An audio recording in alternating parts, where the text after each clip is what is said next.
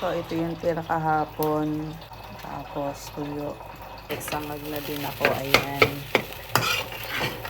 Garlic rice. Siyempre, hindi mawawala ang brown rice. Dahil nasira ang microwave. So, init na lang sa kawali.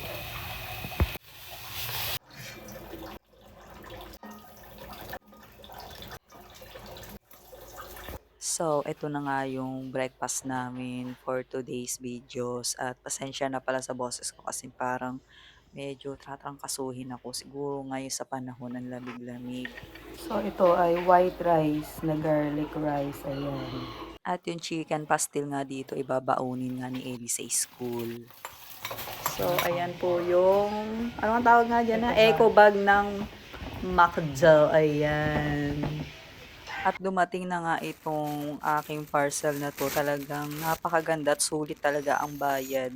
Ito ay nabili ko din siya sa online, hindi katulad nung huli kong order na as in hindi siya maganda, hindi maganda ang lapat. Sa live ko pa naman in-order yun, eh hindi naman pala siya maganda. Ito ang maganda talaga. At kumain na nga din pala ako dito na buko panda na gulaman. Ayan, ang sarap niya talaga. Pagkatapos nga niyan ay lumabas nga ako at eto nga ay tirik na tirik ang araw, as in mainit talagang panahon. Pero yung hangin niya ay malamig. Tapos napansin ko, hindi ko na nakikita si Kalpo. Sabi ko baka lumayo na siya, pero talagang nagtataka lang ako at wala na siya dito sa paligid. Kalko ang pinangalan ko kasi parang gusto na namin siyang i-adapt ganun kasi lagi siya nandito at pinapakain na namin siya. Saka yung kulay niya ay kalbo, kaya kalbo na lang ipinangalan ko sa kanya. Pagkatapos nga niya, pumasok na ako sa loob at ininit ko na nga itong sinigang ang ulam namin at ito na nga nagtanghalian na ako. At may Shanghai na din, tapos yung natirang ampalaya. Yan ang aking pinanghalian. Ayan. At tulad nito, may mga sakit din sila. Nakakaawa talaga. At ito ngang si George, napansin ko ay lumapit siya dito sa loob na ito nga ay medyo hawi kay Pipoy kasi anak nga daw siya ni Pipoy. Ayan. At dahil nga sa hindi ko nga nakikita si Kalko kasi yun nga ipapangalan ko sa kanya ay nandito pala siya sa ilalim ng aking pintahan.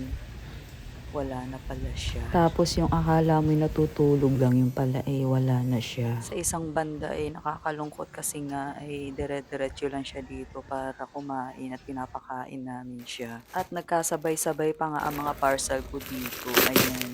Bukod sa mura na ito, eh mukha siyang comfortable namang gamitin. At hindi pa rin talaga ako makamove on kay Kalko. Dahil nga nagkasabay-sabay nga ang pagdating nito, eh di syempre sabay-sabay ko na rin siya nabuksan.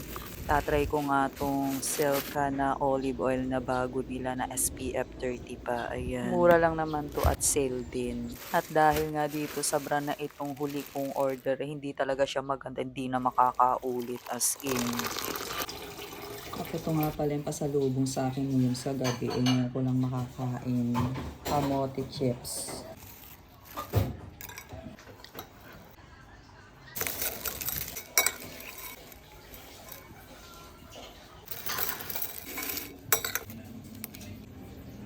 So, ano pa ba? Mag-uubos tayo ng stocks. So, peanut.